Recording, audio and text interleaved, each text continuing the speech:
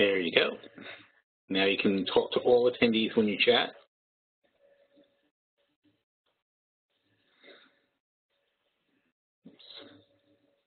Okay. Hello, anybody? Oh, I see Pat and Craig. Thank you, guys. Okay. So, this box, please. Okay, and please chat to all participants so it doesn't look like I'm talking to myself. All right, which I'm happy to do, frankly. I mean, so what? All right. Access to this webinar is for educational and informational purposes only. Consult a licensed broker or registered investment advisor before placing any trade. All securities and orders discussed are tracked and monitored in virtual trading accounts. Virtual account prices and returns may differ from actual trading results. Commission costs are excluded. Neither PhilStockWorld.com, PSW, nor its affiliates, nor any of their respective officers, personnel, representatives, agents, or independent contractors are in such capacities licensed financial advisors, registered investment advisors, or registered broker-dealers. Nothing contained in this webinar, website, or promotional material constitutes a promotion, recommendation, solicitation, or offer of any particular investment security or transaction.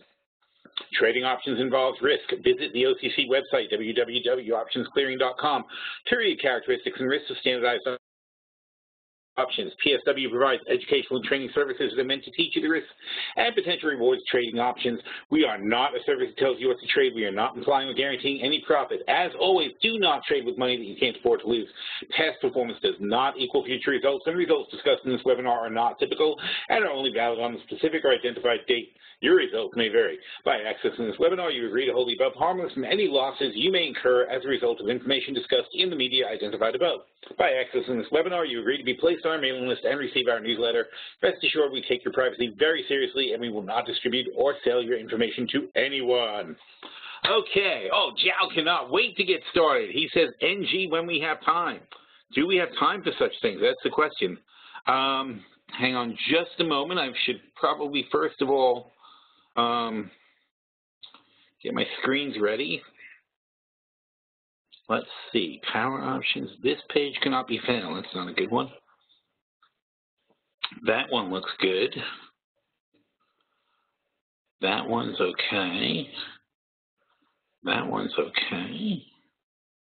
All right, now let's see if we can share this puppy. Oh, where'd my stuff go? There it is. Share my screen. Let's see if that works.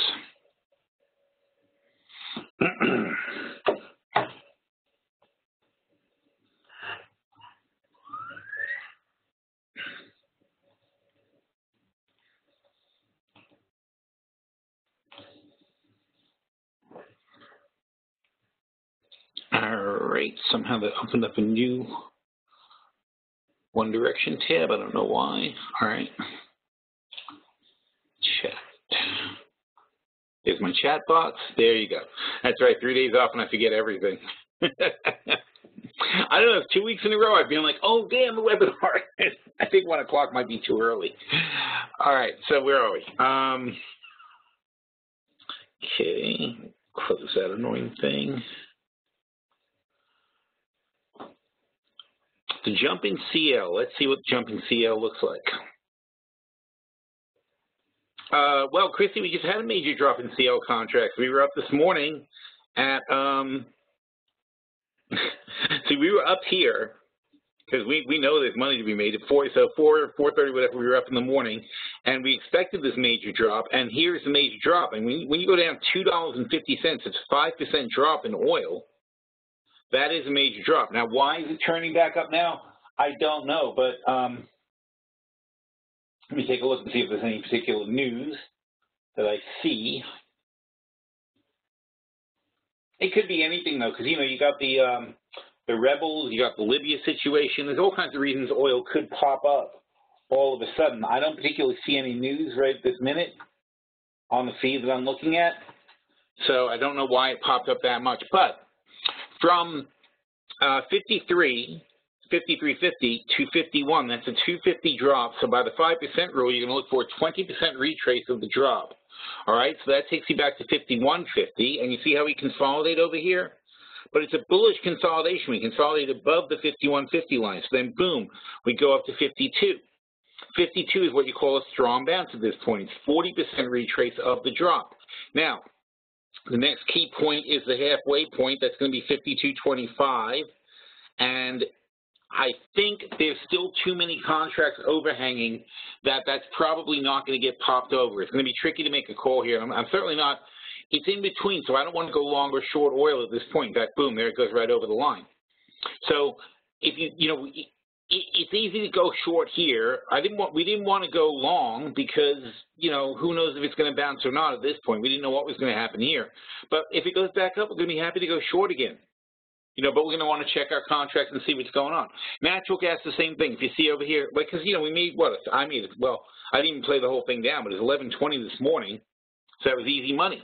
That's when we like to play, when it's easy money. When it was up here, knowing what we know about the oil trade, it was easy money. Down here, I don't know if it's going to go up or down, so why play it? If we can make $1,000 by doing nothing, with where we're 90% certain we're going to make money, why risk anything in the middle? I mean, these are very dangerous things when you get them wrong in the futures. So better off just don't play unless you're sure. So it's either going to be at the top of the range, and we didn't know this was the bottom of the range, and we still don't know for sure it's the bottom of the range, but we'll call it the bottom of the range because at the moment it is. But at the top of the range, we're happy to go short. At the bottom of the range, we're happy to go long. In the middle of the range, we don't play. All right, now, Jal asked about natural gas. Natural gas, as I mentioned in chat just now, I went long at 270 here, just a little over it. And it's not up much. It's only up 80, up 140. See how fast that changes? So it's up 140 bucks at the moment on 2 contracts. I mean, obviously, I expect a little bit better of a move than this. But if we get to here and we get rejected, I'm just going to take the money and be happy. A little bounce makes me very happy. All right, this is zooming up now. So now for whatever reason, something happened in oil. I don't know what. If anybody knows, please let us know. But anyway, so that was a major drop. Well, we have another major drop is really the question. And I think we have still the pressure and the potential is there. But it depends on why it's going up now. I don't know if somebody said something or something happened. But this is a little bit weird. Anyhow, what else is going on? All right, so, Jal, I don't know if I answered your question well, but, I mean, there's nothing to say about natural gas either. This is the point, really, 269 was a good line where we decided to go long. So we didn't make 269, we bounced off 270, but since, for me, it's close enough. I mean, I'm happy to add some more if it goes lower. But we, don't forget 2.5250 was our original long line on natural gas. So we're way above there now. So we know this is good support. And after we got past the 250 line, we started using 269 as support. But if 269 breaks, I wouldn't trust anything all the way down to here. And again, well, see, here you go. Here's 269. And notice it's not like it totally supported, but it was close. It was good enough to use for support. But here's 269 last week. And I don't think we went that low. Oh, here you go. And there's our old line at 252, or, well, I was even above it, but 250. So, we know that's a comfortable range that we can deal with. And that's going back a whole week. And again, I really can't stress this enough with these futures plays. And look, it's not just futures plays, though. Because one of the reasons I like talking about the futures is because for those of you guys who are learning, you see everything that happens in options trading, but at like warp speed. Like everything is happening 100 times faster than it happens if you have option contracts. So it goes up, it goes down, it goes left, it goes right, it does this, it does that. Rumors drive it crazy. The dollar drives it crazy. All these things affect stocks and options the exact same way, but you don't see it that quickly. And everybody has trouble adjusting their time frame when they're trading. Everybody thinks everything's got to be instant information. Like people say to me, oh, they just said something in OPEC and oil didn't go down. What the hell? The world's upside down. It's like, no, that's not how it works. That's just a factor. There are hundreds of little factors pulling and pushing things in different directions. And you have to look at all the factors and how they affect something. Now, the reason the futures jump so much, though, is that one factor in that 1 second causes a lot more trading than if you have a longer-term option or a contract or the actual underlying ETF or stock. But But the activity is the same. You just have to learn to weigh things out and give things a measure. Playing the futures helps you learn how much of an effect an individual thing has. If you can remember if you have a good memory for that sort of stuff, though, of course. It doesn't help if you don't remember what the hell happened. So when we're playing, we play a channel. And let's take a look at oil in a bigger channel. Let's go to Futures Trader. No, I had somewhere I had something set up, didn't I? I thought I did. There, that one. I knew I had something. Okay, so over a longer time frame, and this seems like it's too long, days, let's say hours, and is it going to be easier or harder? Let's see, style.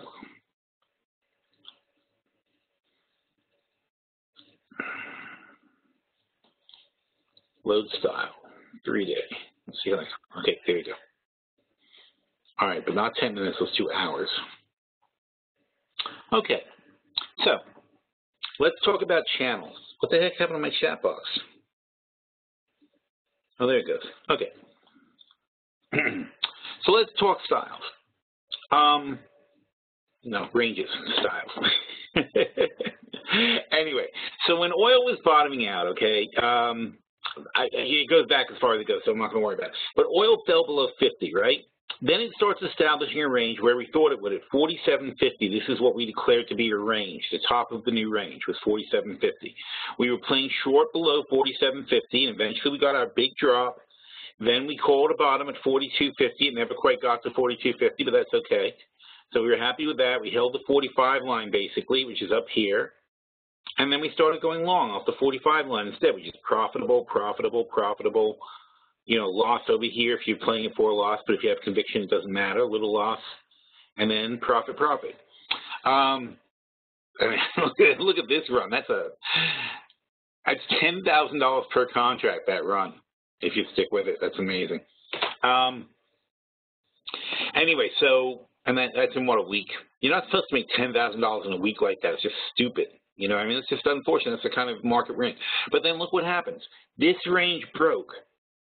And see, there was a nice consolidation wave on the way to breaking that range, but we had a little consolidation wave under 50, around 50, boom, over 50. That's really good consolidation. When you get that, you can really assume you got a good support line. That broke. We shot up to 55. That is 10%. So now we have a range roughly from 50 to 55. So at 52.50, you're right in the middle of the range. You don't play. But when you get closer to 50, you want to go bullish. When you get closer to 55, you want to go bearish because your expectation of a loss is lower. Not, by the way, that you're not going to make a loss, because look what happened here. When we had 47.50, it broke. And when it broke so big and huge that if you sat there and started saying, oh, I'm taking a stand here, you don't take a stand at the top of the range and say it's not going to go higher. If the top of the range breaks, that's bad. You take a stand before the top of the range and say, I don't think it's going to break through the top of the range. But when the range was, oh, I'm sorry, here. When the range is here at 47.50, when that breaks, all hell can break loose. And that's what happened. Look at this spike. Boom. Went flying up to $50 from 47.50. It's 250. Okay, now eventually it came back. If you had stuck with it, eventually it comes back, and then you get the hell out, and thank God that you got a chance to get out over here. But that would be a hell of a painful ride to go on. All right, and the thing goes here, and then it goes back up and back down. So here's how you're establishing your new range. You're testing the bottom of the old range at 47.50. Okay, you got a successful test here at the bottom of at the top of the top of the old range. You have a successful test. And that tells you that this is a real range. So now you say, okay, the top of the old range is now the bottom of the new range. And that means whenever we get near the bottom of the new range, I'm going to want to play bullish. And where's the top of the new range? Well, of course, it's right here. You know that here. This is where it topped out. And we also know that, so you got 52.50 and at most 55. And so we know that's where you're going to be. Now, 52.50 broke often enough that we don't want to really use it for top of the range. And you can see now how it's bouncy. But on the other hand, we had this sharp sell-off. Now we're having a bounce.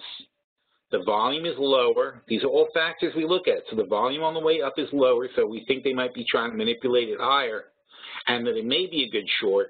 But it's a dangerous short over here. It's not the easy money that it was this morning. That's one of the benefits of getting up in the morning. All right? I still think 50 is going to be the eventual target. I still think there's a lot of contracts to sell on the NYMEX, and we're going to eventually drop down to 50. But depends on a couple of factors. There's no inventory report until Thursday, as far as I know, because whenever they have a holiday, they push back the oil inventories. So we're not going to get a very good chance to find out what's happening at the moment. But don't force a play. There's not always a good play. Natural gas. Now, natural gas is even wackier because natural gas isn't right now in a good range. Natural gas is all over the place. Look at this thing. So natural gas is trading between, well, like I said, I'm calling 269. I think this is an aberration down here. This whole set in here, I don't think that's normal. I think that was just caused by the unseasonably warm weather causing a build that panicked a lot of people out of this trade. I think that this here, 270, 269, is the correct bottom of the range. And that kind of held, where is this? This is all the way back in January 19th, so here's a month that we're looking at. So basically this line here, 270, has held up very, very strongly, and that's where we dropped to, and that's why I ended up with 269 as we drop below it. But and it's observation. I mean, we just saw 269 being serious support or resistance over and over and over again. So we start calling that the line. Not 270, see here? Not 270, 269. That's where it got rejected. Now, you want to know why? I don't know why. I don't know why 269 and not 270. I really don't, but that's what ended up being the line. So, and we like that line enough where we called along, and as I told people, as I just told you, I mean, it was still at 270 when I was just telling you a few minutes ago. I mean, I like this trade here. So now we're doing well, of course. So now it's probably making money. Let's see. So now it's up $400. So that's how it works. But there's nothing to this. All it is I'm observing what's happening. All right. There's two major factors here. We're observing the range and playing the bottom of the range bullish. Oh, it's a very important point though. So what are we doing in the broad picture? What are we doing when we trade in the futures? And this goes to options too, though. It's not any different. If I put a stock in here like, let's say something normalish, like IBM, right? Do you think IBM doesn't have a range? Of course it does. And if you played an IBM option, it would be doing the same thing. IBM's got a range. The range is down here, 152. Basically, 150 really, I would say is obviously going to be the line that you don't want to cross on IBM. And here's your low, 149.50, right? So in fact, that day is when we entered our IBM trade, because I said 150, I'm buying IBM at 150. I don't give a crap what everybody thinks. I'm buying IBM for 150. That's like if Apple went down, what's Apple now, 120 something? 128, right? So if Apple's 128. If Apple went down from 128, this is 10%, by the way. So if Apple went down from 128 down $12 or $13 to 115, I would just buy it. I don't give a crap why it went down to I don't care why it went down to 115. I would buy it because I like Apple and I think it's worth more than 115. Because Apple has a value to me. I don't not buy it because it went down. And we talk about this all the time, don't we? I don't not buy something because it's on sale. I do buy something because it's on sale. Because I know what stocks are worth, the ones I want to buy. And if I don't know what they're worth, I got no freaking business buying them. You have to have a firm premise on a stock, and you have to have a price that you absolutely know is the right price. You might still be wrong, but at least you know something. At least you think you know. At least you have a target in your mind where you say this is what it's worth. And then as you own it, you should be always reading and constantly seeing, is your premise holding up? Is it worth what you think? And if it's worth what you think, is it doing what you think to justify that value? Like, let's take an idiot stock like Tesla, right? Because IBM's easy. IBM has a PE of 10. So if IBM is earning more than $16 a share, I think it's great. So every quarter IBM earns $4. I think this is the greatest stock on earth because it's got a PE of 10. So if it goes down to 150, it has a PE of 9. I want more. If it has a PE of 8, I'll take double that. If it has a PE of 6, I'll take triple that. I don't care how cheap you make IBM. If they're earning the money, it doesn't change my premise, does it? So now you look at Tesla, and of course they have a PE of 300 or whatever, and they're kind of all over the place. But if you're buying Tesla, what's your premise going to be? Well, it isn't going to be that they're going to have a lower PE because their PE, they make $0. They're losing money. So they make zero. What's your premise? Your premise has to be to buy Tesla that in the future they're going to make money, obviously. So what will it take for Tesla to make money in the future? Because otherwise, what the hell are you buying it for? And this is why when the company wants to promote themselves and they want to get people to buy, when the analysts come out and tell you to buy Tesla because of this and that reason, what are the reasons they tell you? Because they're going to sell batteries, they're going to have a gigaplant, they're going to have an X car, they're going to do this, they're going to do that. They tell you all this future stuff that makes you want to buy it because the present sucks.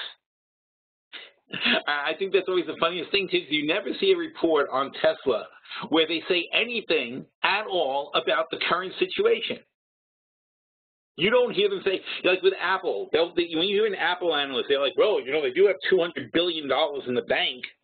And it goes without saying that they mean to say asshole to anybody who doesn't like Apple, because they have $200 billion in the bank. They have more money in the bank than IBM has market cap. They could buy IBM for cash. Okay, so that's worth considering. All right, but when you talk now, Transocean, for example, rig, they've got $3 billion in the bank. They've got $10 billion worth of loans. Their loans average 6%. Therefore, to service their loans, it costs them $600 million a year to service their $10 billion worth of loans at 6%. Costs $300 million a year. They've got $3 billion in the bank.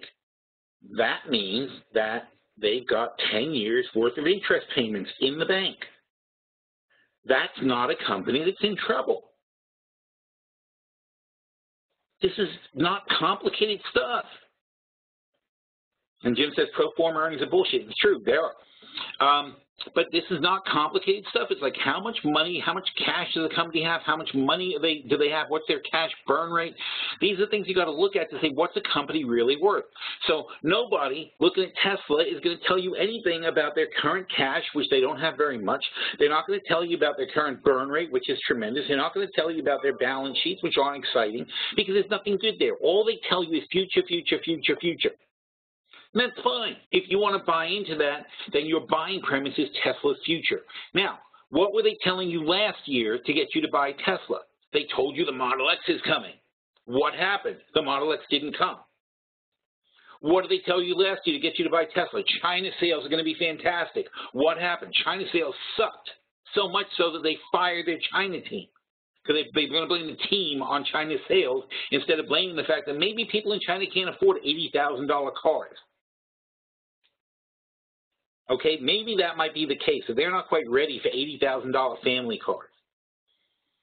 All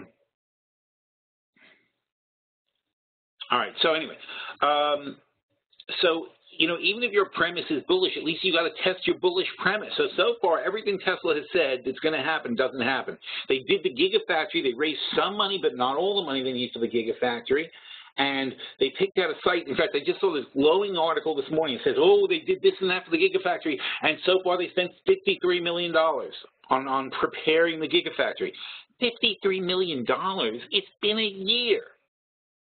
$53 million for a $2 billion factory to be built? They spent $53 million frickin' dollars after raising $2 billion? Are they kidding? That's all? How is that a positive? The only way it's a positive if you say, well, that Elon Musk, he measures twice and cuts once, like he doesn't throw money down the tube or whatever. Well, you know that's not true based on the cost they already incurred at Tesla. But even if you want to believe that and say, well, they're in the planning stages and they're being very careful and not spending money they don't have to, it's like, well, that's delay to me. It's going to take more time for them to get the thing going. Therefore, those revenues that I'm anticipating in the Gigafactory are going to be pushed off another year or so. And meanwhile, where the hell's the Model X?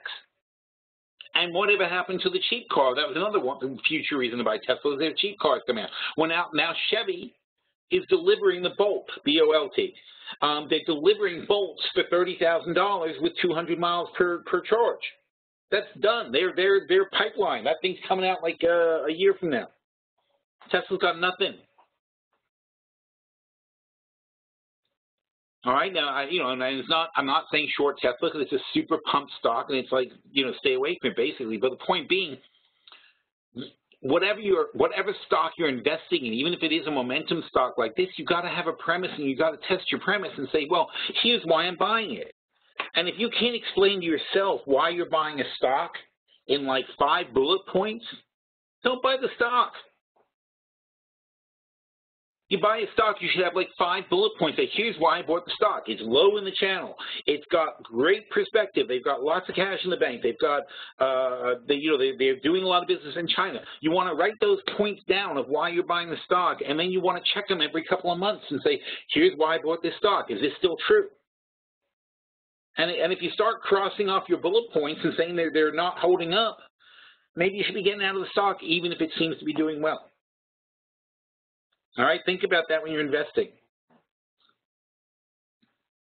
Now let's see what everything else is doing.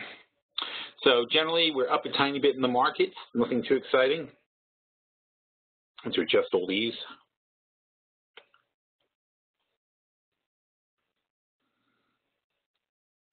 There you go, that's the correct view.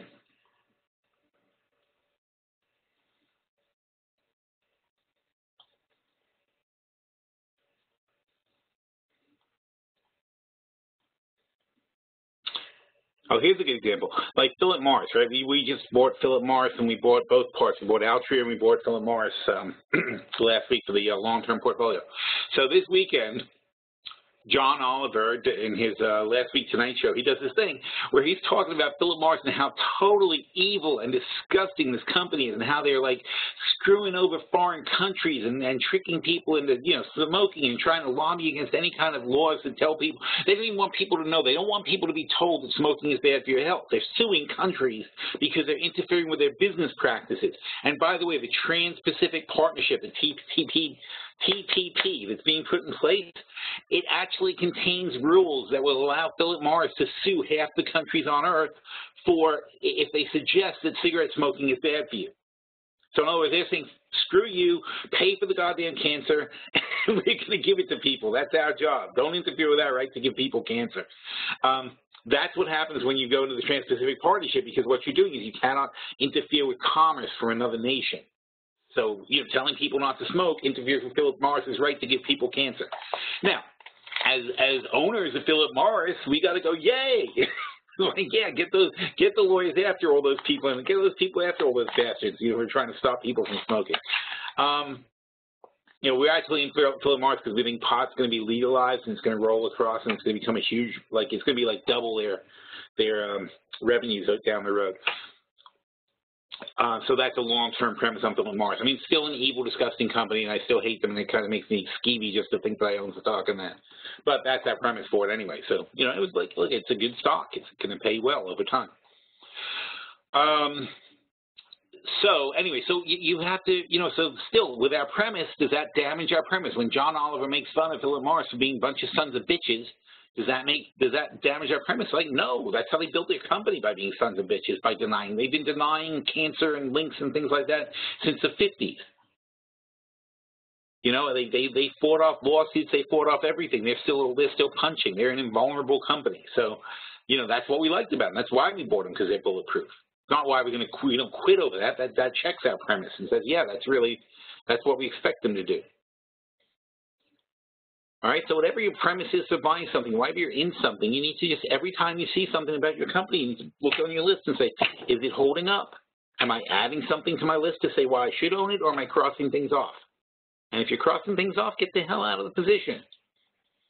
And when you're in a futures play, go back to that, when you're in a futures play and it's actively traded, those decisions come every minute. Like oil, I said, I don't know why it's going up. Now, has anyone found any reason it's going up? I haven't seen anybody saying anything. Nobody mentioned a reason, and I still see nothing. And I'm going to go over to look at USO on Yahoo just to see if it says something there. I see nothing to justify this move up. So,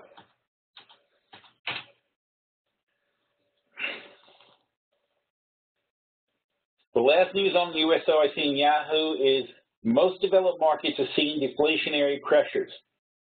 That does nothing. I see get ready for $10 oil, which must be a Goldman Sachs article. Let me check that.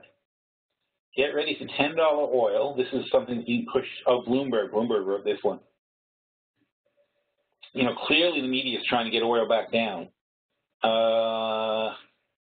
Nothing. I see nothing at all that justifies oil bouncing back like that. So, since I see nothing at all to justify it, and since it's getting weaker at 52.50, now it's starting to get like an interesting short at 52.36. So, I'd like to see it a little higher, but if you bought one, I'll show you what. I hate to do this because I really don't like this trade much, but here you go. Now I feel better. All right, 52.38. Let's do one. And here's what we're going to do. We're going to try to work into this and to get short at about 52.50. So let's see how it goes. So I sold one contract short at 52.38. So when's the next one I'm going to do?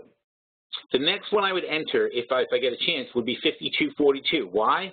Because that brings up my average from 52.38 to 52.40. All right? So 52.40, I don't mind as having two contracts short.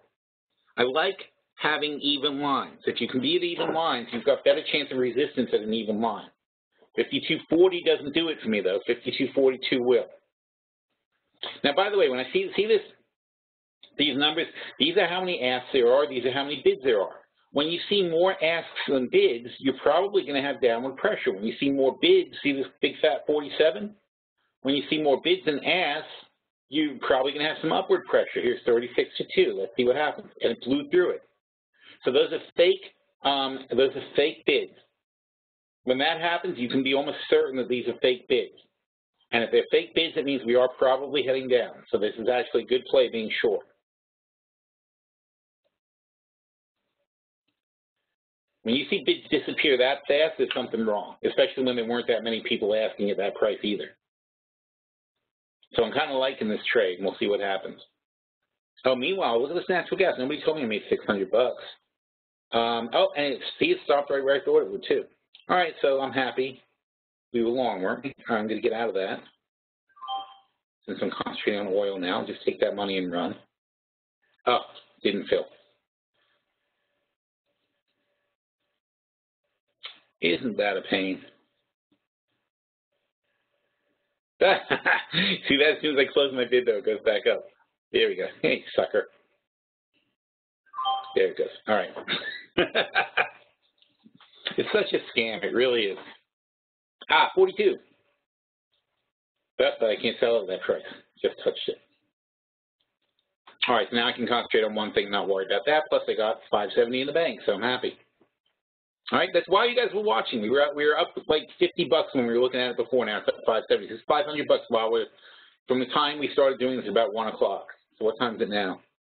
1:30. So that's a half hour's work. That's not so bad. All right, let me see if I missed any questions here. Siemens Energy, pro forma bullshit. We know that. Natural gas ran up. Why is the market going up after you keep reporting all the bad news in the economy? You know, because the market is stupid. No, we just talked about this morning. The market is still going up because the central, not the central banks, the U.S. Fed and the U.S. government, just those two entities have put $11 trillion into the economy since 2011, basically. All right, not kind of, including TARP. So let's say $10 trillion after TARP, starting around 2011. So in the last 4 years, 11, 12, 13, and 14, in those 4 years, $10 trillion was put into the economy. That's almost 20% of the GDP, or it's actually 15% of the GDP. So without that, without 15% being added to the GDP by liquidity every year, we almost certainly would be in a depression right now. You need a lot of bad news to knock that off. Plus, we're not the only ones doing it. Europe's doing it. Japan's doing it. China's doing it. Australia's doing it. Everybody's doing it. So, you're probably looking at $50 trillion worldwide of stimulus going. That's an entire, the whole planet's GDP is like $60 trillion. So you're talking about an entire year of the planet's GDP has been pumped into the economy in liquidity. And that's why rich people are getting so ridiculously rich, because the money, how do they put the money in? They put the money in by giving away 0% loans, by cheap financing. And who does that benefit? It benefits people who qualify for it. And those are rich people. Those are rich companies and rich people who can qualify for these incredibly low interest rate loans. What are the rich people doing? Well, the companies, and we talked about this morning too in the Post, the companies are buying back their own stock. Whether that's a good or bad investment doesn't really matter, because what it does is it makes them look good. And as I said this morning, I said all this morning. As I said this morning, it's better to look good than to feel good. When you buy back your own stock, if you buy back if I'm IBM, and IBM is doing this, if I'm IBM and I earn $15 a share last year, right?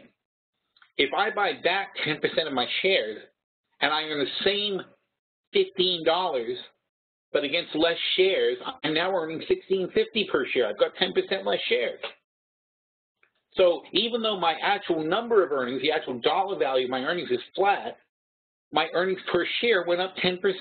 So I look like a genius, don't I? And all I did is, instead of putting $15 billion into R&D of my profits, instead of putting them into R&D, I borrowed, well, I'm not $15 billion in profit. Let's say IBM makes $5 billion, had $5 billion in profit, they would have put into R&D. So instead of putting $5 billion into R&D, which would pay back in 10 years and grow my company, I'm going to put $5 billion into cash, into my stock buyback. I'm going to borrow $10 billion more, and that now is buying back 10% of my company. I'm going to borrow 10% at low rates. So as IBM, I've made a decision where I said, you know what, screw R&D, that's 10-year payback. It's not going to help me. I'll be retired by then if I'm the CEO. But if I buy back 10% of my stock, that helps me today, because for one thing, if I'm the CEO of the company, I'm a shareholder, right? So it's going to make my stock more valuable. It's going to make my earnings per share look better, and it's going to make everything look good. I'm going to look like a genius, and then people are going to interview me on CNBC and say, oh, you're so brilliant. How did you make IBM go up 10? How did earnings go up 10 cents, 10%? They didn't go up 10%. They went up 10% per share. Shares dropped 10%.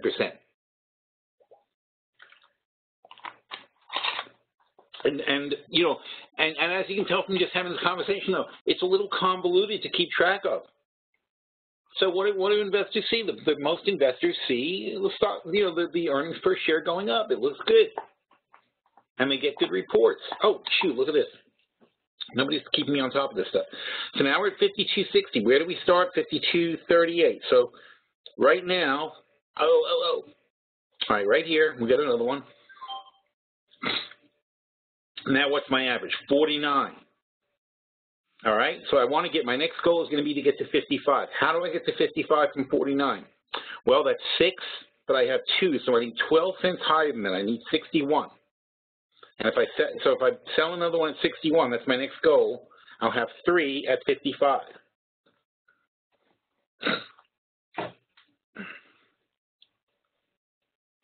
And by the way, if you obviously you can take a pretty big loss doing these kind of things when you're wrong. So you have to, to use a scaling strategy, you have to have quite a lot of money that you're willing to play with.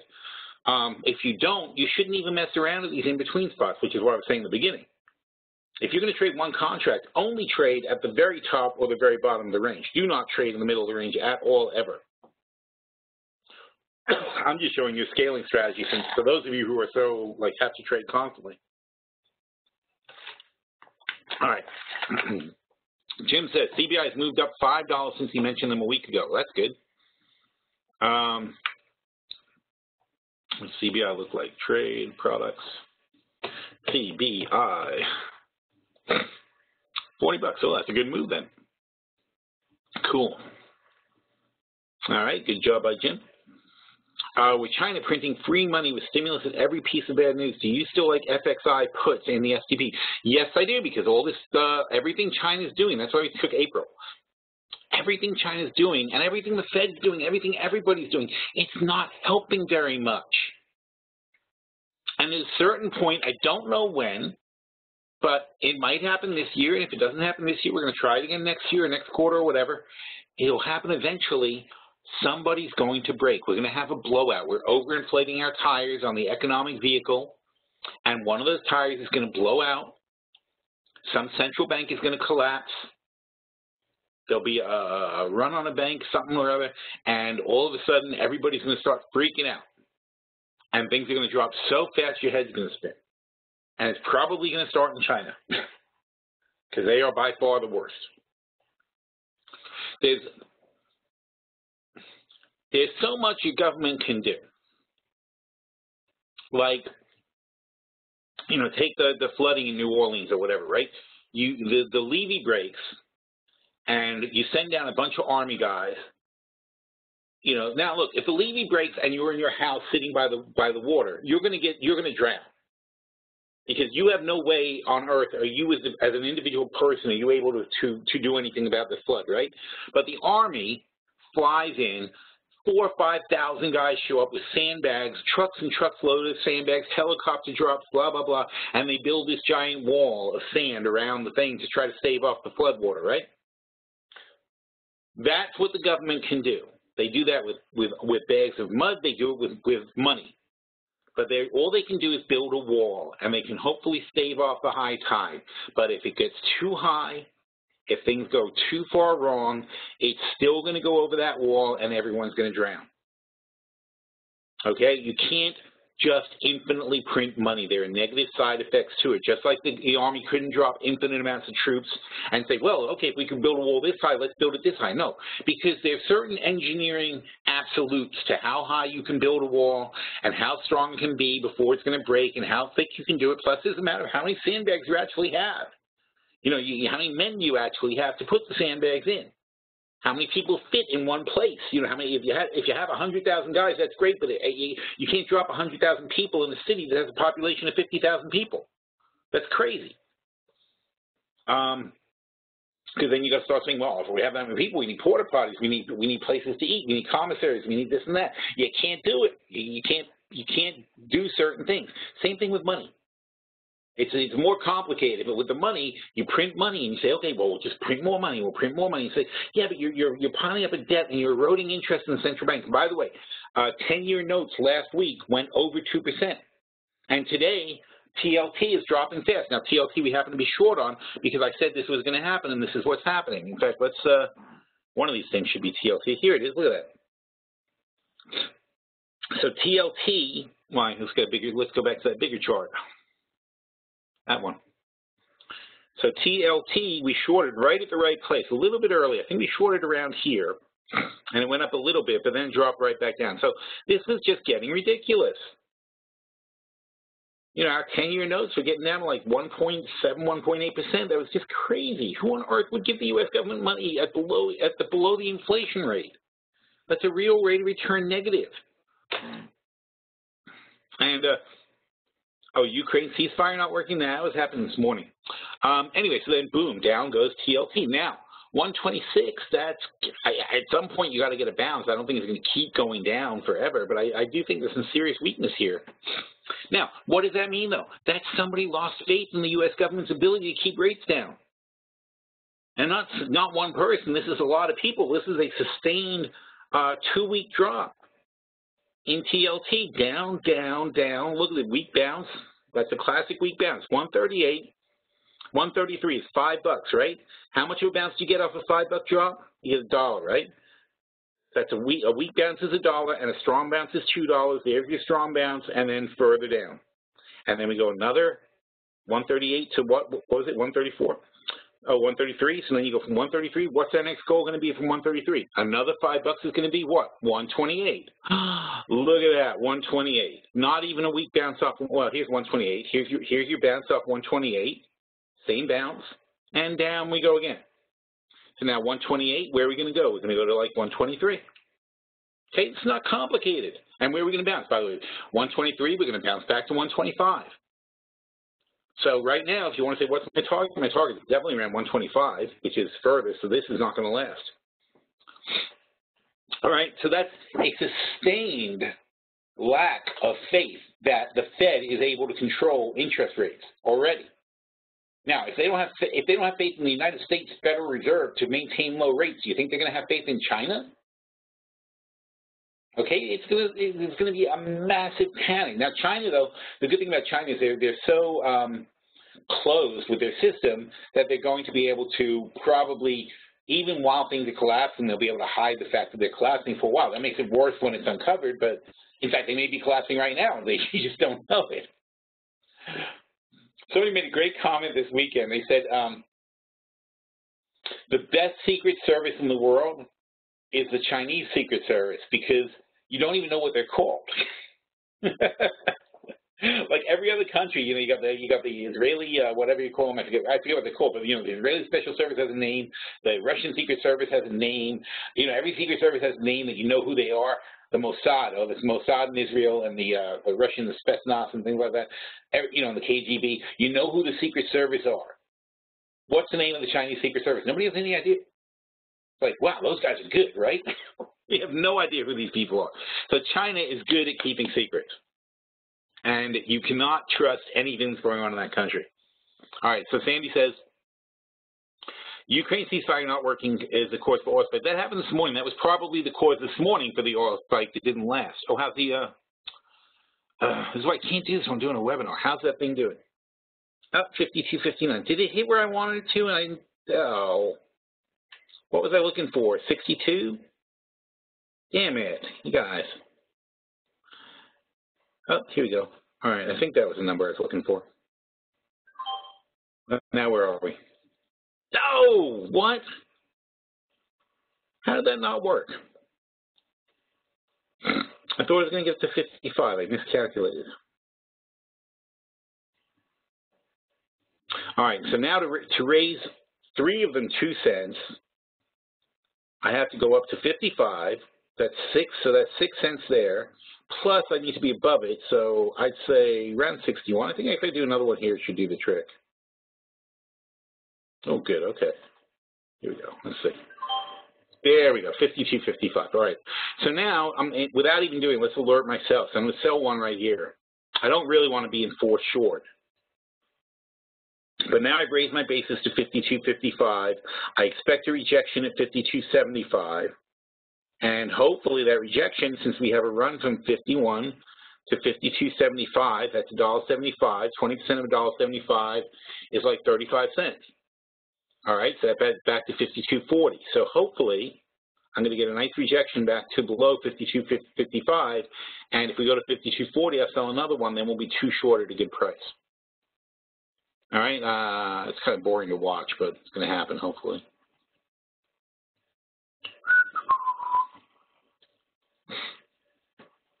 Now, by the way, so why do I do this, though? I do this because I know what I think this thing's worth. So when it goes up and it spikes up, instead of looking at it like, oh, my God, it spiked up, I got to get out of this thing, I look at it like, oh, good, it spiked up, now I can buy some more. Because it doesn't change my opinion of where I think oil should be. There's nothing fundamentally going on that makes me change my mind about what I value oil at. So there's no reason for me not to sell some more short. You know, and if you don't have an opinion when you're getting into a contract and you're just playing it technical and you say, oh my God, oh, there we go. See, if you don't have an opinion and you're not playing where you actually believe in something and know where your price point is, how are you going to stick with this trade? All you're going to do is lose. So it's always going to spike you out. It's always going to go against you. See, pop right back up. So it's always going to go against you. Oh, and by the way, the fact that it chased my contract down and took it makes me think that these are very much fake, a lot of fake orders, and we're going to watch what happens. But I think these are very, very faked orders, so I really kind of encourage to like go for some more if we get up to 71 or something. Because I don't believe in these. I think the reason it took my order was because they want to take long. So here you go, great. Oh, you're kidding me. Oh, I didn't do that fast enough. I don't want to do this. Now I'm greedy. Oh, here we go. Come on. Oh, really? That's okay, though. Oh, now it took it. All right, so now it's hard for me to say where my average is, but it goes back to the same thing. Now I want to get out.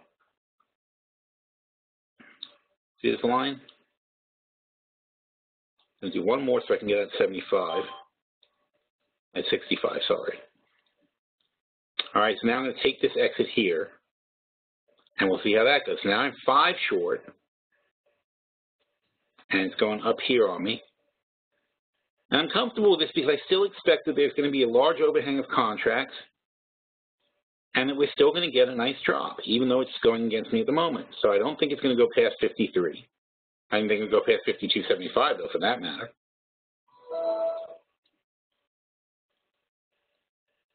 And hopefully we're going to get another nice leg down. But this is coming into, we got 13.55, so we're coming into the NYMEX close at 230, and I imagine they're pumping it up to try to get a good closing price. But look at this volume, see? See how that's very, very low volume here? We had a spike in volume that pushed it up, then low volume. So now we're going to see what sticks. All right, so we'll get back to that in a little while. All right, so IYT and SDS premise still hold. They're not holding very well, no, because the IYT has not gone down, even though the transport strike is in place. Oops, where was that stuff? Charts. So IYT is still up today, just will not go down. All right, we don't have very long, so unfortunately, that's unfortunate that it's going to probably not work out, but I'm not inclined to kill it right now. It's barely up. It really hasn't gone up anymore. Like, here's where it was on Friday, and now it's only gone to here. And in fact, here's where it was almost, back on last week, Tuesday, and here's where it was the week before that. So if we're lucky, we'll catch this. See 158, because now we're in the 162s. So if we can get a drop like that over the next few days back to 158, we're going to be in great shape. We're going to get $4. So I'm not willing to throw it away just now, but I'm also not very happy with the way it's going. SDS is a longer term, right? So SDS is a short on the S&P. So no, I still like that. Because look, as long as the S&P is under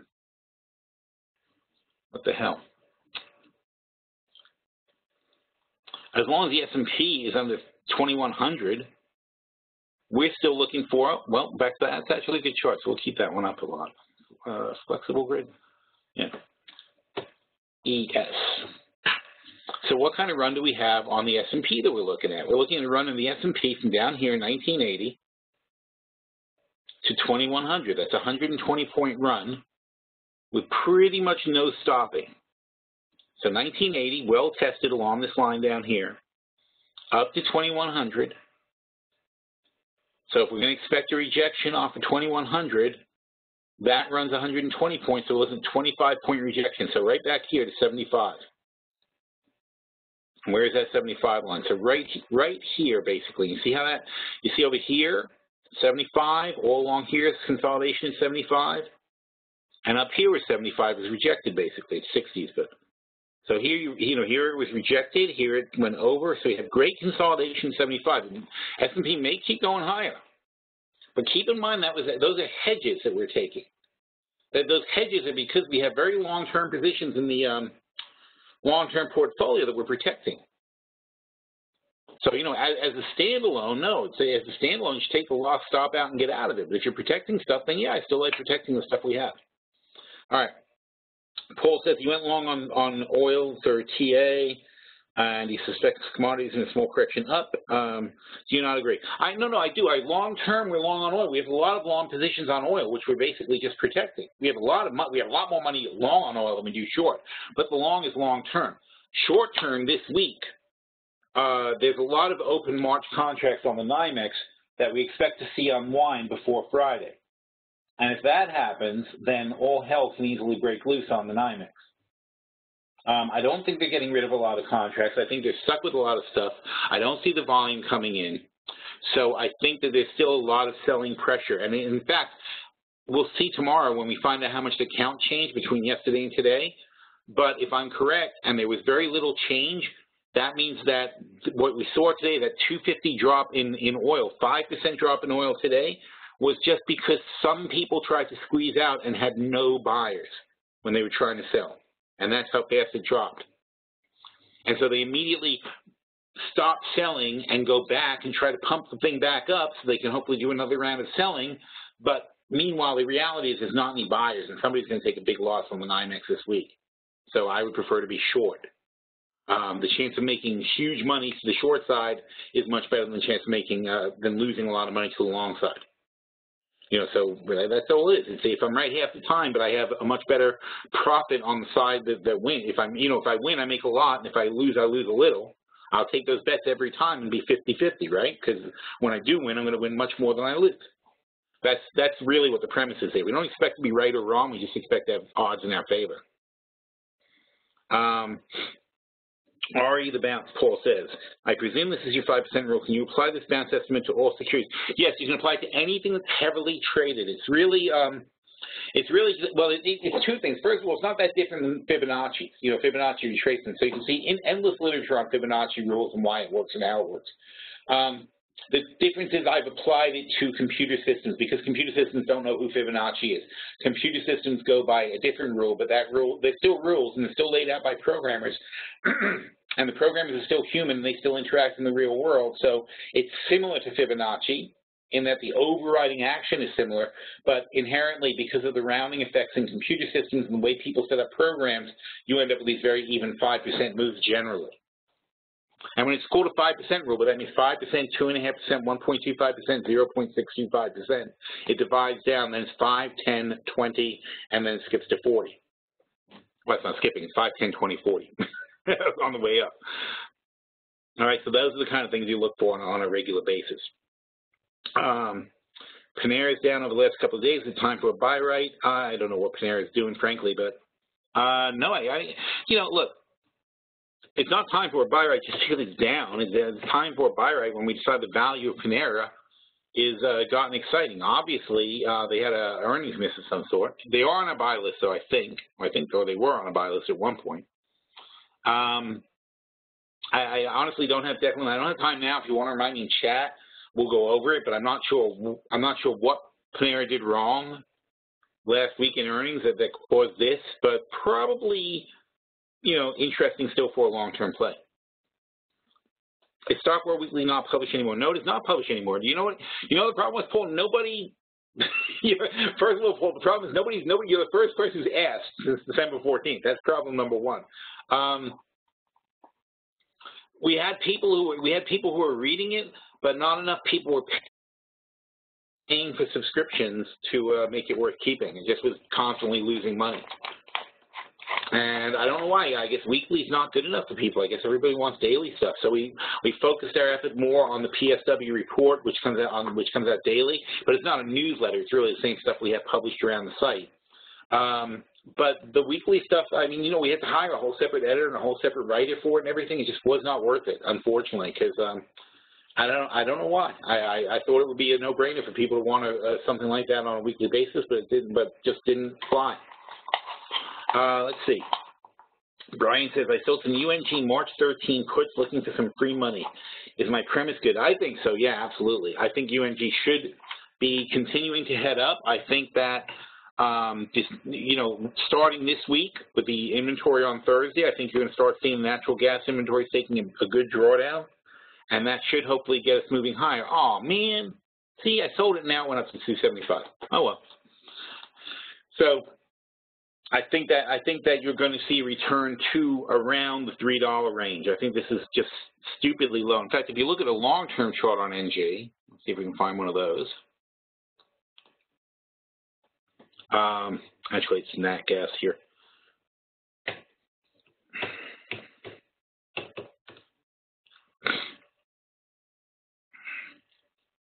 All right, so I'm not talking about UNG, I'm talking about natural gas. But look at this.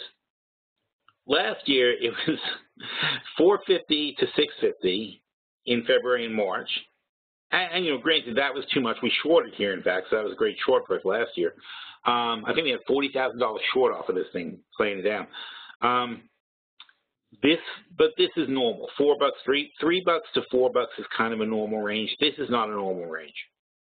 And just like oil being too low, it's not going to last. Even if you can say this or that about the weather and the this and the demand and blah, blah, blah. The reality is it's just too cheap. All right, so yeah, I like the premise because UNG is going to mirror that. And so if you're going to say 250, let's say, is way too cheap, we're only at 275 now. UNG is at 14, so you're really looking at below 250 for 13 to hold up. All right, so, and if it doesn't, then you say, well, don't I want to own natural gas to 250? It's like, sure, why not? You know, there's ways to fix that too. So if it happens, let me know, we'll fix it. Pat says 53. That doesn't sound like a good thing to say, Pat. I'm pretty sure he means oil. All right, where are we? Oh, you're kidding me. That's so painful.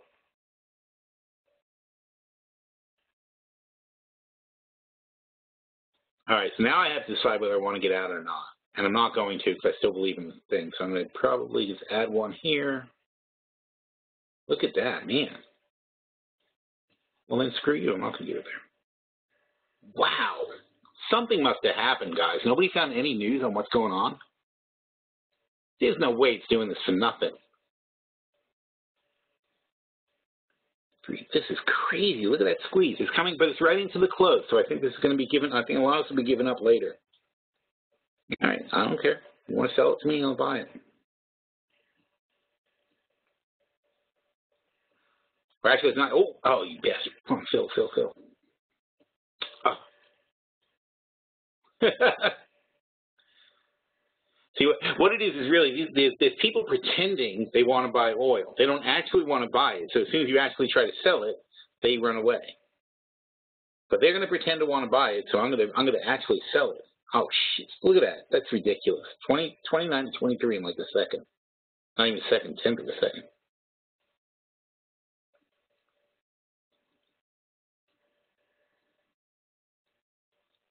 So my attitude is if you want to pretend to want it, I'm going to actually sell it to you, and we'll see how much you really want it. So my average is, it says 68. I don't believe that, but we'll see what it is. So my average is 68 on 5. So if I come in 60 cents above that, I'm going to raise it to 78. That's worthwhile. I'm going to raise my average price, yes, to 78. Oh, here we go. Come on. Oh, you're kidding. There we go. So there's 78. Now do another one. We should get 88. There we go. 85. Okay, I can live with that. 52.85. All right, so we'll see how that comes out. But basically, until 230, it's probably going to keep trying to push its way up. But I really have faith that 52.50 is going to be a hard stop. So by 52.50, I'll sell 3 more if I have to. And we'll see how it comes out in the end. All right. Wayne says, I have TZA, April spread. Should I adjust my position? Where is TZA now? That's my question. I keep thinking it's that one. It's not flexible grid. So TZ. First of all, yeah, obviously April's a long time, so it's not really the issue. So you have the 13-16 bull call spread. We're at 11. Here's the thing. What do you think is going to happen between now and April? To get to 16 from 11, that's 5. Okay, so 5, let's do the math. So 5 divided by 11 is 45%. Now, TZA is a 3-time spread, so that's 15, so divide by 3. and that's 15%. So the question is, do you think the Russell is going to drop 15% between now and April? If you do, then you have a chance of making your money. If you don't, then what the hell is that position? Right? It's completely useless. If you don't really believe that the Russell is going to drop 15% between now and April, then that position is not going to pay off. So that's the answer to your question right there. It's obviously not working. Now, let's look at what we're at. TZA. I think we adjusted that one in the, didn't we do something about TZA on Friday? Let me see. It's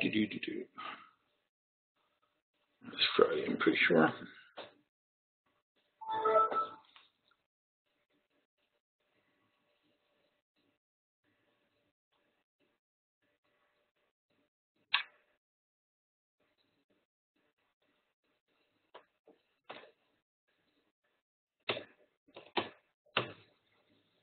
Aha, I knew it. TZA, all right, we had the March 11s. What do you have? April 15th, I don't know what those are. All right, the March 11s are 85, and we can roll those to the April 10s. That's what we did. We went down to the April 10s at 170 from the March 11s. We bought back the short calls, so that left us basically with the April 10 naked calls. That's what we decided to do in our portfolio. So you're in the 13s, and if we look at April, let's see what that would cost you to do that. You have the 13, 16. So your 13s is still like 50 cents. What's the last sale on the 13s? Wow, the last sale was 31, so you're improved from that. I'm sorry, well, you don't want to be improved from that. The 13s are, oh no, those are the ones you have. You have the 13s, right? So the 13s are 50 cents. The 16s are 14 cents, or actually more like 20 cents here. So, what if you went down to, well, the 11s are $1. So if you spend 50 cents, you roll down to the 11 calls, and then you're right on the money. And then, now see, then if the Russell went to 16, look what you make. You make $6. Well, you wouldn't make $6, but you'd have $6 back. So very worth the 50 cents investment, right? On the other hand, though, you could also invest in moving to July, buy yourself more time. So if you spent the same 50 cents, maybe 60 cents, you end up in the July 13th. Buying time, if this is going to be a constant hedge for you, you might want to, especially if you don't have any longer term hedges, you might want to just buy yourself the time. So if that's like your only hedge and your main hedge, I would leave the short 16s to hang out to dry. They'll evaporate. You roll these for about 70 cents or 60 cents. You're going to roll to the 13s. So now you're buying 3 more months of protection at a lower strike for 60 more cents. You're spending what, 20 cents a month for your protection. That's worth it, right? And that's how you adjust it. And then of course you're going to get most of that back, because come April, when this thing expires, then you're going to sell some July calls, and maybe you'll sell some July calls and roll further back. All right, but eventually you're kind of leapfrogging it, and they pay for themselves. See how that means? See how that works? All right. Any thoughts on RL? Ralph Lauren, is that? So obviously not too many thoughts if I'm not even sure it's Ralph Lauren. No, I don't know what Ralph Lauren is doing or what their fashion stuff is. I mean, it's I don't know enough about the company to worry about what they're doing. I mean, we can look it up. So remind me in chat, and we'll take a look. Because let me see. Whoa, they did something wrong, didn't they? I don't know. That's a horrendous looking chart. Whatever they did was universally hated, to the point where the stock dropped. And even after that drop, people were panicking out of it. And here you're down 20%, and still people are selling after a 20% drop. That's ugly. So I don't think they're in very good shape, but I don't know. You have to remind me to say. Oh, Plosser's talking. Damn it! What did Plosser say? I missed that. See, why 230? Paul's asking on oil, because 230 is when the NYMEX trading pits close. That's when the official oil trading comes to an end.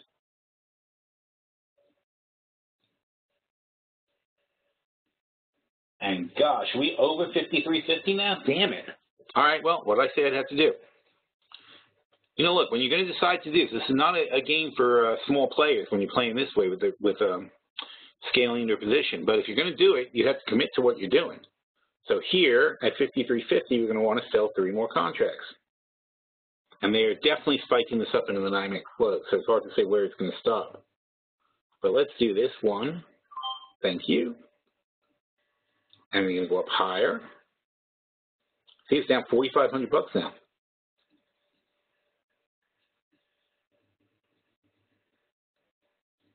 And we'll take another one.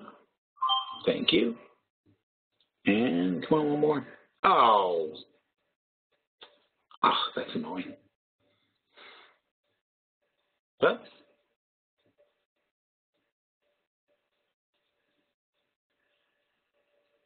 all right, take that one. What? Oh, really? The second I hit it, it dropped. That was obnoxious.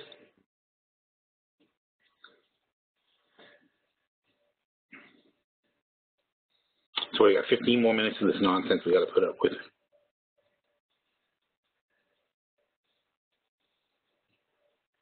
I hope I'm not missing something, that there's some fundamental thing happened that changed oil prices, because then I'm going to have to get out of this with a loss.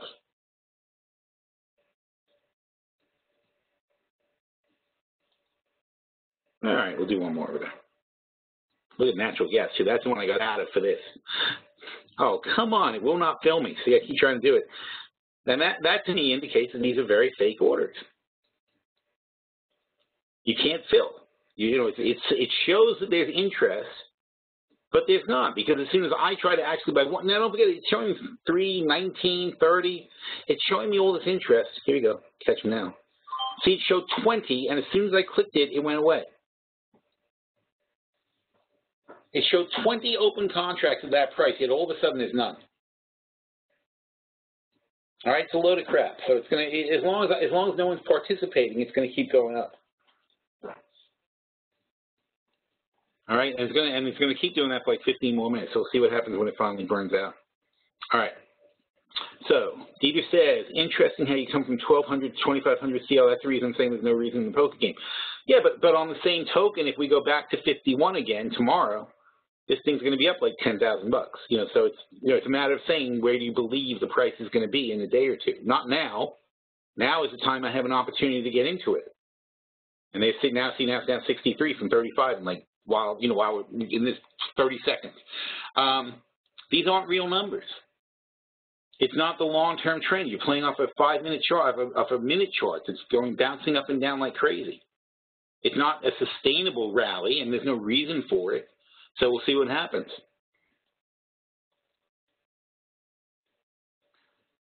And Brian said, yeah, lastly, whenever you play short, when you have a long premise, you get screwed. Yeah, that's true. When you do, but my long premise, but the thing is, the long-term premise, we have tons, I've got tons of long-term longs on oil. So all I'm doing is locking in profit now as it goes. So if we didn't have like 10 times more longs, I'd be very concerned. All right, but this is, so the USOs, the SCOs, things like that. We short SCO. Even in the short-term portfolio, we only took a couple of contracts, and that's got to be doing great. Where is it? Let's see if I can find that one. So in the short-term portfolio, which is down to 98.8%. That's not good. All right. So you see these two SCO plays? Look at them. See, that's up 2,200 bucks there, and that's up 630, and that's just a couple of contracts. Then we got the long USOs, and I see. In this portfolio, we sold those already. We sold this last week when we had a nice pop. That's too bad. I should have gotten back into it when it was down. And in the $25,000 portfolio, we have something similar. Let's see what we have there. Here we got the USO spread, and that one's, well, it's not reflecting it well, but it's $19.59, and we have the $19 calls. So that's going to be 100% in the money, and it's going to pay $2,000 back, and our net into that was $1,000 bucks. So it's going to pay 100% back if USO holds this price. Then we've got in the long-term portfolio,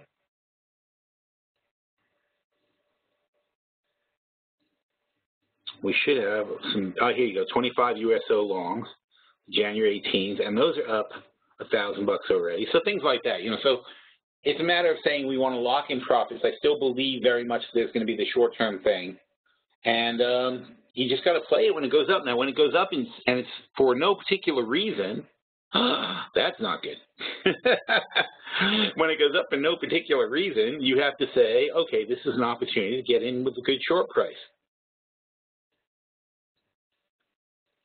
All right, now if I were playing it for the day, I would have gotten out by now a long time ago. I wouldn't have gotten back. I wouldn't have kept in. But I'm playing this for to the expiration of this contract. This is a March contract, so I'm waiting until Friday, and I expect to sell off between now and Friday. And if I don't get one, loss. All right, so what else? Let's see what else we did today in chat that was important. Well, here's Friday. Now, see USO. We took these USO calls, 280. Those were what? They were the, oh, that's why we took them. They were 190 and they went to 280. We stopped like 100, 50%. So we made a quick 50% on that. And had we stayed in them, what are the July 19th? They're probably back to around that price.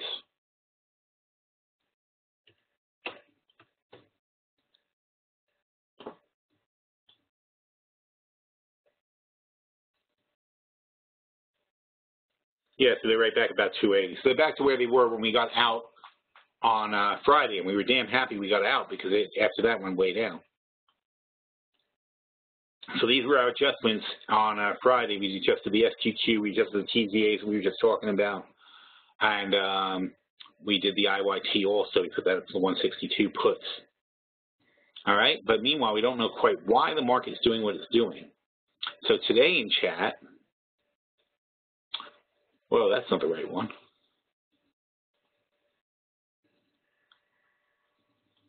This is today. So we're getting exciting trades today. We were talking about the futures. We were talking about.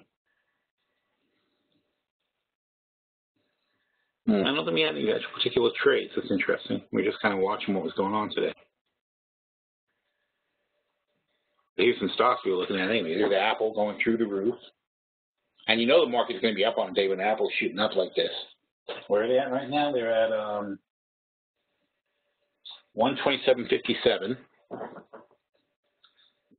Here's the IYT, which is just trying to poke out of that range. If it goes over, we better get out. We better be done with it. But if it stays in that thing, I really hate to get rid of it if we're still in that, if we're still kind of in that spot. Here's Sears. We were saying we don't like them anymore. We used to like them, but we don't like them anymore. Here's RRD. They're a nice dividend-paying stock. I really like these guys. They're up right now at 1750. They look like they're breaking out. Here's TLT, which is failing. See that failed its channel here, and that means really you kind of have a fair shot all the way down to here, down to this old support line. Probably 115, I'd say. If we get that, that's going to be some really big returns on those short puts, on the on the long puts that we have on them. Here's iRobot doing a little bit of a breakout thing again after that spike down. I think we bought in on that, didn't we? Didn't we buy some more on that? I like that. Here's OLED we talked about, which I'm not too thrilled with. Here's MO, which we just bought last week. I like this MO trade too. It's still probably not too far off. We sold the 217.40 puts for 230. And we bought the 50-60 bull call spread at 420, and then that's 190 on a $10 spread. The 50-60 spread, that's $5. It's half in the money already, and we only paid 190 for it. So that's a really good little spread to be in.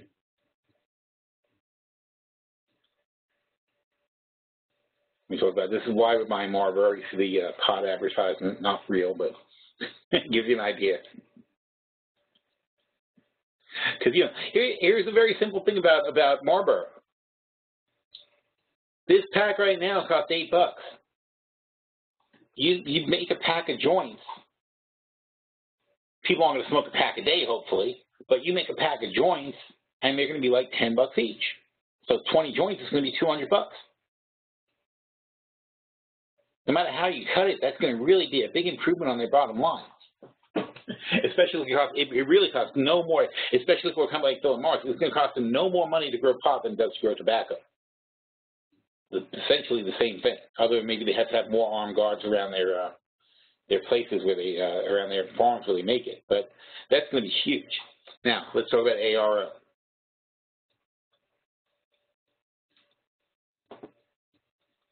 That's kind of funny because Patrick's asking if ARO's gone up too fast, and everybody's been worried about bailing on it all year long. Now we're worried about whether it's gone up too fast. I don't think so. I just think it was so stupidly underpriced. You know, we've been saying it for ages, right? We kept banging the table on this stock as it was going down. And I said, buy more, buy more, buy more, buy more. Now it finally went up.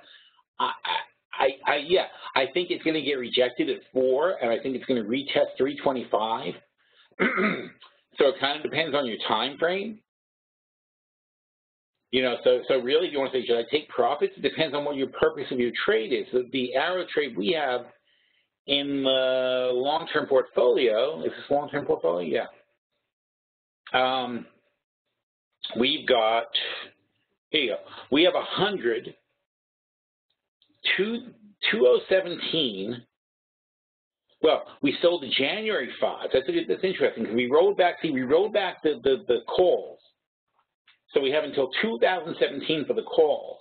We only have until January for the short puts. So we have a $3 spread anyway, though. And we sold the January 350 puts in 2017 too. So our premise is basically that if it should be over 350 and hopefully around 5.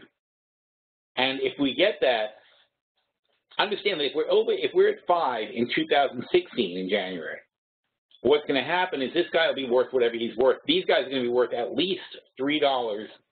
The spread from 2 to 5 plus some premium. So it's not like we'll lose money on it. We can roll these guys or close it out then.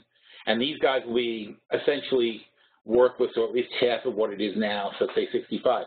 So we'll clear pretty much our $3 off this trade. And that $3 times 100 spreads is $30,000. Currently, this spread is worth 11 minus 2 is 9, plus 4 is 13. So it's worth 13 now. So we have actually 17,000 more dollars to collect if we get to our $5 target on that spread. So from our point of view, we're only about halfway to go on Arrow, which is obviously right, because at 350, we're halfway to go with $5. So that's where we think Arrow is going to be. So, you know, you say too much too fast, I'm not going to adjust the spread with it. It would be silly for me to start trying to get in and out of these things just because it went up a little bit. I'm not going to day trade a 2-year spread. All right, oil's trading down. This could be exciting. Let's see if we get a photo finish on oil. Charts, no, wrong one. Trade, active trader. Here we go. Oh, wow, look at that. That's cool. I swear, are they watching this thing while we're doing it? As soon as I look, they put it back up. Wow, that was funny. All right. But anyway, so that's what I was talking about. It's all bullshit. All this is just crap. And all they're doing is trying to put on a show and squeeze the shorts and get as much as they can out of it. And now the real selling comes in because the reality is there's too many freaking contracts. 5360, yeah. There's just too many contracts. They have to get rid of these contracts. That's just a physical fact. And that's going to drop the price. And there you go. See, I mean, and now they're dropping apparently a lot into the close of the NYMEX. Actually closes at 235. So now we have 7 minutes, and we'll see if we get selling for 7 minutes. I kind of doubt it though. Now, by the way, realistically, I just sold like, I forget what it was, but it was like at 75 or whatever was the last time I was taking some. If it gets down to 25, I should really like start lightening up because even though I won't have all my money back, I can still make great progress. And great progress is good. If I get rid of 5 at 75, I'll be close enough. Not 75, I'm sorry, down around, let's say, I started at 75. I'm sorry, I was thinking about 25. So if we get to 25, well, hell, if we get to 25, I think we'll actually be about, it's going to be, what, 3,000? We're going to be even at 25. So that's a little greedy, actually. But anyway, the point being, if I get close, I might want to start lightening up because, you know, you don't want to, like, waste a nice sell-off because now here's the thing. If it keeps going down, fine, I'm going to get my money back, no problem. If it doesn't keep going down, though, then I'm very happy to buy 5 more again, sell 5 more again. And then that reduces my basis even further, or raises, in this case, my short entry to a higher position. So either way, I'm a winner. So here, though, here we're just getting the bounce off 53.50. You're going to get a bounce off the 50 line, regardless. So we're getting a bounce where there's some support, and buyers are saying, the people who thought they missed this are now saying, oh, look at that, I can get back in, and I can catch it going back over 54 again. That's not what's happening, though. What's happening is all these suckers and all the people who got squeezed short, which is, you know, in other words, the opposite of what I did. I kept buying, I kept selling more as it went up. Other people were panicking and trying to get out. So the people who got squeezed short on the way up are now feeling like they missed something, and they say they want to get back in. That causes natural, and that's what the 5% rule does. It analyzes. It's basically just analyzing the crowd behavior for you. And Dita makes some money. What? Are you kidding me? You're playing this thing after you criticize it? I can't believe you. How dare you make money on oil?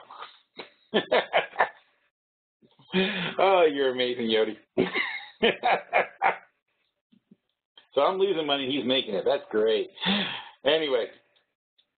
So the point being that now, all right, so now that we're below 50, I shouldn't even say it because I know these guys are watching it. It's technically, though, I should really have a stop here and start really getting out if we hit 52.50. But now, so once I say that, the point is I'm getting kind of greedy. So I should really probably, let's do this. We'll buy one here. I'm setting a buy position. If it goes back, here's one more. I'm happy to do that. There you go. That one filled. So on the way down, I'm lightening up. I'm going to stay with 5 because I still think we can go way down here. But if I have only 5 and it goes all the way back up here, I don't care. Then I'll do 5 more again. I got no problem with that. If I have 10 and it goes back up here, I'm not going to buy any more. But if I have 5 and it goes back up there, I'm happy to buy 5 more. Sell 5 more. Sorry, I keep saying buy, but I mean buy 5 more shorts, basically. So now I have a stop over here. It's probably going to trigger, and that'll bring me down to 2.8. See, now it seems to be kind of pausing. The NYMEX is 31, so we have 4 minutes left. We'll see what happens. 4 minutes. This is their anyways, once the NYMEX closes, if somebody's got a big amount of contracts they need to dump, they're going to blow their opportunity and they're going to risk overnight. So if I'm a NYMEX guy and I'm holding a ton of contracts I got to get rid of, I got a way better chance to get rid of them now in open trading than I do overnight. And what happens to me if tomorrow it's down back at 52? If I was trying to get rid of 10 million barrels, then that's a $20 million loss just because I didn't get rid of them now. But as you can see, which is what I was saying before, as soon as the volume comes back, the price starts rapidly, as the volume comes back up, the price starts rapidly going down. There just are no really serious buyers here.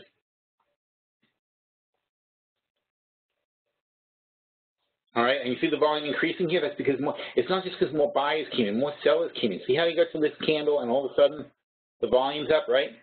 But it didn't appreciably go up from there. It basically flatlined over this. So all this volume here is equal to all this here. Pretty much all this here is equal to this. So all the people who bought here have now sold.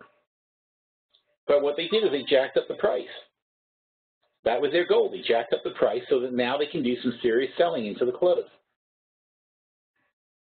And they just triggered my other one, so now I'm down to 8 contracts. I don't want 8 though, I want 5. I would be so happy to have 5 and be flat. And see these candles, by the way, these are good candles if you're short because the top of this body of this candle never got over the body of this other candle.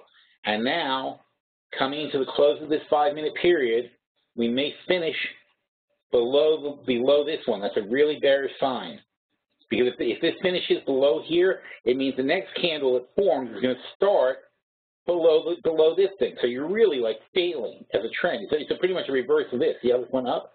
You're pretty much following this pattern in reverse. And you know why you're following this pattern in reverse? Because it's the same goddamn program. The same program that bought is now selling. It's a freaking scam. The computer did this buying to jack up the price, is now dumping to get the price back, not to get the price back down, but they're now dumping everything they bought. And when they get to a certain point, they stop dumping. They see if the price goes up a little bit more, then they trigger the next cycle of selling. So here we are. Here's the close of the NYMEX. I'm going to watch the next candle form, and we're going to see if it's an up candle or a down candle. They've got seconds now to trade and get rid of their last barrels. The last barrels of volume, because you can't do the kind of volume they're doing right now in the futures. It's just not even possible. So whatever their sell order size is, we're watching to see what happens to it. Okay, so here we're ticking over, and any minute it's going to be 35.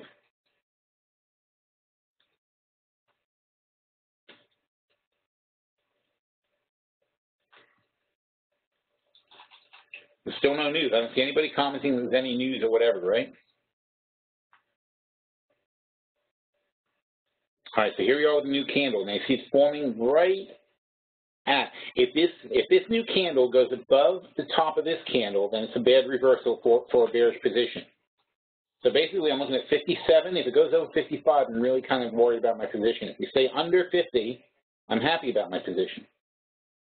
It's a very narrow range now.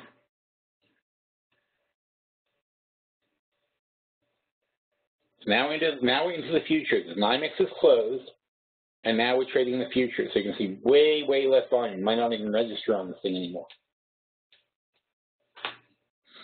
But it'll be great if we see down volume.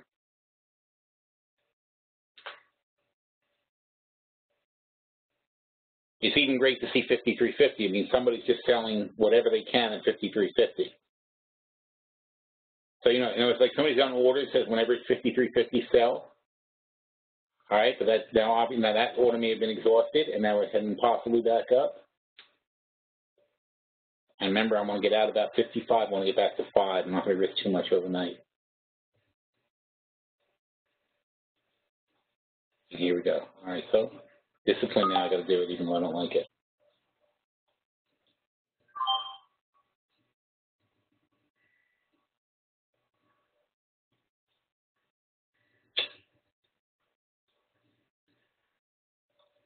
All right, fine. Want to do that one? You see that? It was fake because I put my order in, and as soon as I took it away, it went down. Now I've got 6. I'd like to get back down to 5, and I don't have to pay attention to it anymore. But I'm not in such a way that I'm willing to pay a penny over 55.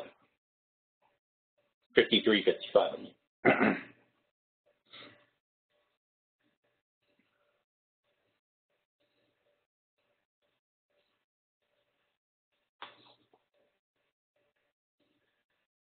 There we go. Thank you. Pleasure doing business with you. Okay, so now I'm down 3,300 bucks. I've got 5 positions. I mean, I need a 60-cent drop to get even. So basically, around 53 is my break-even point. Anything below 53 is going to be profit. So that's how you guys know how I did in the morning. If we do go back up to 54, I'm certainly going to start selling again.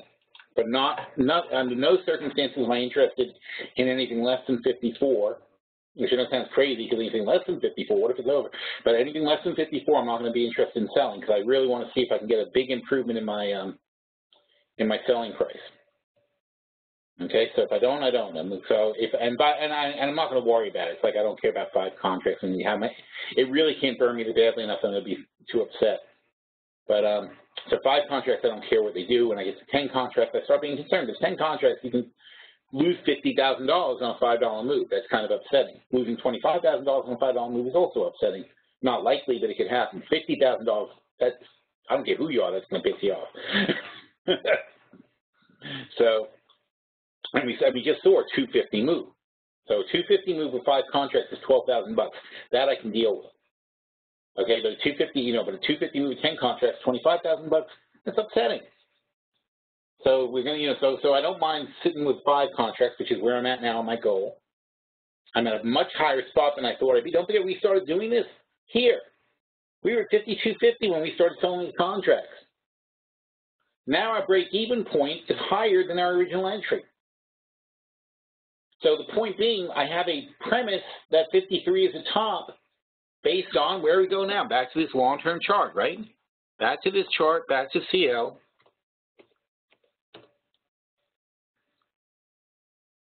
And what are we looking at? 53, right? Where's 53 on this thing? Here's the 53 line. Here's 50, well, 53.50. Here's the 53 line right here. So we spiked over here, we were over here. All these things went over a little bit, but basically, that's a pretty good line to get short around, right? It's good for fortune here, good for fortune here, good for a little bit here, good for fortune here. This one remains to be seen. Maybe this will be the first one where it doesn't work out. I don't know, but you know what? I would have been pissed if I didn't short these. And by the way, we did short these, and we did make this money. So so you know, when we talk about losing, by the way, it's talking about losing after already having these successes. So you know, it's not like I'm just crazy and don't care about $12,000. It's saying that instead of making $50,000, I'm going to end up making $37,000 if I lose 12. I don't think I'm going to lose 12, but I think I'm going to make another. You know, I think I'm going to make another 6. That's what I think is going to happen. All right, so that's where we are on that one, and we shall see to be continued. Anybody? But basically, like I said, the break even is right about 53.50, or I'm sorry, 50. Right about 53 is the break even, maybe a little bit under 53. If I get back to 53, I'm probably, it depends when it happens. If it happens early tonight, I might take some off the table and leave it with 2 contracts. If we, as soon as we're even, I'm currently going to set it for a stop point to get out of the position. But otherwise, like I said, I don't mind. If it goes much higher, that's okay. I don't mind shorting again, even up to 54 plus. I don't mind shorting.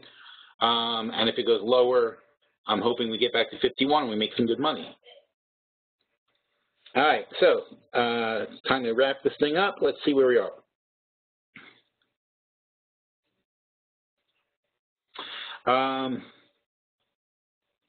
Let's see, where are we? So Yodi did better than me, so he'll teach the next class. 231 NYMEX close. I think the bots are more rational than traders. Just wanted to beat you at your own game, Yodi says. And looks like you have a bad card in the poker hand. It's not a bad card. It's a longer game than you're playing. So we shall see. I mean, that, you know, it's like you saying that you did better because you made a couple of bucks over here and I'm staying short. And so meanwhile, this will be, let me see, 53 to 47, 48, that's 5. So that would be like about 25,000 bucks difference. And you've got your 240. Okay, if you have conviction in a position, you play it differently. If you have no conviction, you just play. If you think it's a poker game, then you damn well should take 240 and run. If you have conviction in your position and you believe all the crap I've been saying about there's too many NYMEX contracts that come into a close, they've got a rollover date on Friday, the contracts expire, they've got to get out of these positions. If you believe all that stuff, then you should have a little bit more conviction than that. There's 2 very, very different ways to play. All right, so let's see where the markets are right before we get out of this thing. Currently, 1,800 on the Dow, 18,000 on the Dow. Just under 21 on the S&P. I do like that for short. I think any short with a stop at 2,100 is a good position here on ES. 43.80 on the NASDAQ, good shorting spot too. 12.25 on the Russell, also a good shorting spot. And, ooh, the Nikkei is an exciting short up here too. 18.2, I would go there. I'd short that at 18.175, put a stop at 18.2. So I don't think they're going to punch 18.2.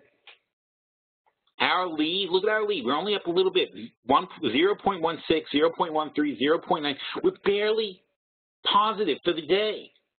It doesn't justify this. This is not a very good day. We barely creeped up in the indexes.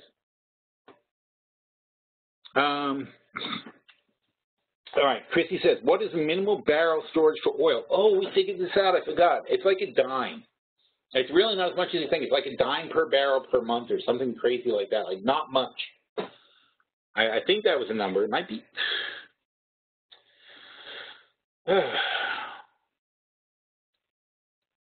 It did not work out to 10% a year, so it's less than 30 cents, probably somewhere between 10 cents and 30 cents. But I think it's really close to a dime, 15 cents per month. So, you know, it really, you know, if you're storing in tankers, but here's the problem though, when storage is getting full like it is right now, then it gets more expensive. You know, when you start running out of storage, then the storage space gets more expensive, and that's what's going to happen. All right, guys. Rig went positive. That's good. And Chrissy says you must know because you said they have too much. Too much what? No, they have too much oil in storage. Commercial storage in the U.S. is at 420 million barrels, which is as far as I know, that's about all we have. It's never been this full, so it's hard to say. Well, you don't know whether. If I ask you, like, how much water can all the sinks and bathtubs in your household, you can guess, but you wouldn't be sure until you do it, right? That's where we are with storage in the United States. Commercial storage now has 420 million barrels in storage. We don't know when we run out until we run out. It's around here, though. It's not too far off from where we are now with commercial storage. There's no secret supply of storage hanging out somewhere. The number that everybody roundabout thought that we could store is right about 420 million barrels, and that's where we are. So what you start seeing, though, is the people who do have storage get to ask, if everybody's running and saying how much you want for your storage, the people who have some less start charging higher and higher rates for it. And then as they roll over contracts, the people who have storage start charging more too, then that becomes more of a factor that forces people to get out of their long positions on oil. All right, clear enough? And let's see, that's it. Okay. So thank you all for coming. That was an exciting session. You almost watched me lose a lot of money. And I really have to learn not to play these things when you guys are here because it's like crazy. ISIS bombing. Who's ISIS bombing? Why did you not tell me this? Who's ISIS bombing? Oh, man, Sean, you are killing me. Egypt is bombing. Oh, no, I don't care if Egypt bombs ISIS. I care if ISIS is bombing people. Egypt can bomb ISIS all day long. Yeah, there is an ISIS controls an oil field or two, but it's not much. It's like 500,000 barrels or 250,000 barrels a day. I don't know who they're even selling it to. So they control a little bit of oil, but not a lot of oil. And it's not really something that would be a high consideration. It would be a consideration if it went the other way. If ISIS were bombing Egypt's oil fields, or if ISIS were bombing the lower oil fields in Iraq, that would be bad. Because then you're talking about affecting 500,000 million barrels a day could be put out of commission. That's bad. But, bombing ISIS, yeah, that's fine. That's what we're supposed to be bombing ISIS. We're supposed to be getting rid of these guys. All right, so that's my statement for the week. And everybody else have a great day. Thanks so much for coming.